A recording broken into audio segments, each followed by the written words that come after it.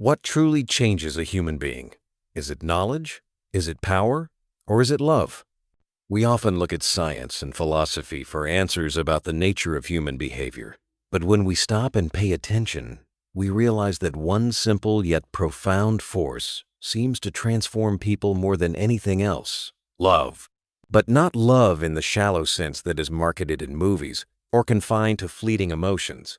Love, in its deepest form, has been the subject of philosophy, poetry, and spirituality for centuries. Welcome to Silent Dose.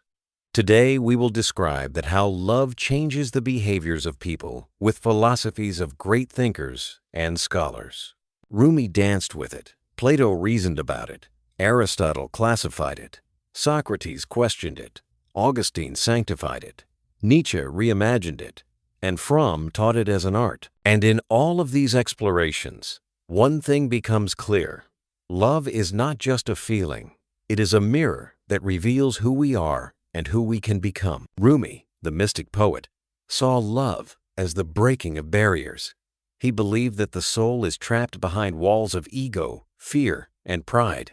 Love, for him, was a flame that burned these barriers to ash, revealing the core of compassion and kindness hidden within.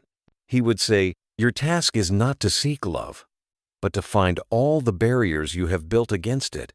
If you think deeply about this, Rumi is telling us that love does not come from the outside, it awakens from within. And when it awakens, it changes our behavior not by force, but by liberation. It frees us from being selfish, arrogant, or closed-hearted, and it makes us open, empathetic, and deeply human. Plato, centuries before Rumi, imagined love as a ladder of ascent. At the first rung is physical attraction, then comes emotional intimacy, then intellectual connection, and finally the realization of truth and beauty itself. For Plato, love is the engine that drives us upward from our lower instincts to our highest potential. When love matures, it refines behavior. A person who once acted only for desire starts acting for virtue, for goodness, for the sake of something eternal. Love shifts our behavior because it shifts our vision. It teaches us to see not just faces and bodies, but souls and ideals. Aristotle took a different but complementary path. He believed that the purest form of love is friendship based on virtue. In this kind of bond, people do not love each other for pleasure or utility, but because they see in the other a mirror of goodness. Aristotle argued that such love encourages us to practice virtue, to become trustworthy, loyal, and just. Love in this sense becomes a school of ethics. It trains behavior like no classroom can. In the company of someone we love in virtue, we rise above pettiness, because the bond demands honesty, fairness, and courage. Socrates, the relentless questioner, believed that love leads to self-knowledge. For him, to love truly was to enter into dialogue, not just with another, but with one's own soul. Through love, we are confronted with our weaknesses and illusions, and through that confrontation, we learn to be more honest with ourselves. The lover, in Socrates' view, becomes a philosopher not because they read books, but because love forces them to reflect, to seek what is good and beautiful. And what happens when a human being gains self-awareness? Their behavior changes not by social pressure, but by inner necessity. They act with more clarity, more authenticity. Augustine, the Christian philosopher, took this further. For him, love was the essence of morality. He said, "Love and do what you will." It sounds dangerous, almost reckless, but his point was profound. If love is genuine, then every action it inspires will already be good. True love is a compass that points us to justice, mercy, and virtue. If our hearts are guided by it, we cannot go astray. Behavior under the rule of love is no longer controlled by law or fear of punishment. It is elevated by grace. But not all philosophers saw love as gentle. Nietzsche, often misunderstood, saw in love a kind of creative power. While he criticized sentimental or possessive love, he valued love that pushed individuals to grow, to create, to overcome themselves. Love, in his eyes, could be dangerous but also transformative. It is not meant to tame the human being, but to challenge and sharpen them. In this way, Nietzsche's love is like fire. It can burn, but it can also forge. Behavior under this force of love is bold, passionate, and alive with possibility. In the modern world, Erich Fromm reframed love as a skill, an art to be learned and practiced. He argued that true love requires care, responsibility, respect, and knowledge. Without these, love collapses into dependency or possession.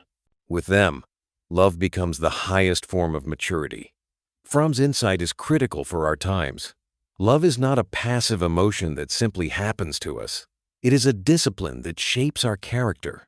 The one who learns to love in this way becomes patient, considerate, responsible, and deeply respectful of others. Love here is not just transformative. It is educative. It teaches us how to be human.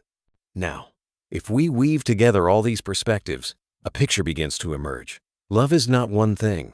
It is liberation, ascent, friendship, self-knowledge, morality, fire, and art. And in all these forms, it shapes behavior.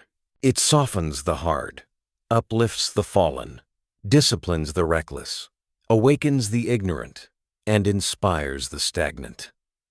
Love changes behavior because it changes the lens through which we see the world. Without love, behavior is driven by fear, by self-interest, by survival. With love, behavior is guided by compassion, by vision, by growth, and by meaning. Think of a person hardened by years of bitterness. Knowledge may inform them, rules may restrain them, but love alone has the power to melt the walls around their heart. Think of someone selfish, chasing only their own desires. Philosophy may lecture them, religion may warn them, but love alone can teach them to give without expecting, to act without calculating. And think of yourself. Have you not behaved differently under the touch of love?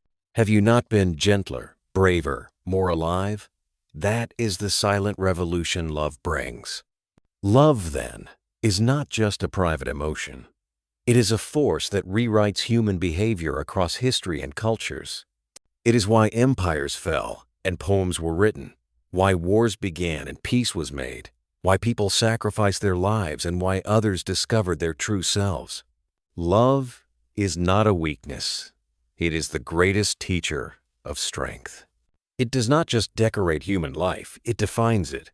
And perhaps this is why all the philosophers, despite their differences, circle back to the same truth. To understand love is to understand humanity itself. If you want to know who a person truly is, look at how they love, for their behavior will follow that love. And if you want to change yourself, begin with love, not the kind that clings or consumes, but the kind that frees, uplifts, and creates. This journey through philosophy is not just about names and theories. It is about a secret hidden in plain sight, that love, in its deepest essence, is the key to becoming fully human. We may chase knowledge, we may chase power, but without love, our behavior remains incomplete, our humanity unfinished. And that is why, even in a world driven by technology and ambition, voices like Rumi, Plato, Aristotle, and Fromm still echo. They remind us of the silent force that transforms us. So the answer to the question is clear. What truly changes a human being? It is love. Love that burns away the ego, lifts the soul, binds us in virtue, reveals the self, directs our morality, ignites our creativity, and teaches us responsibility. Love that does not just happen to us, but calls us to rise beyond ourselves. Love that makes us human.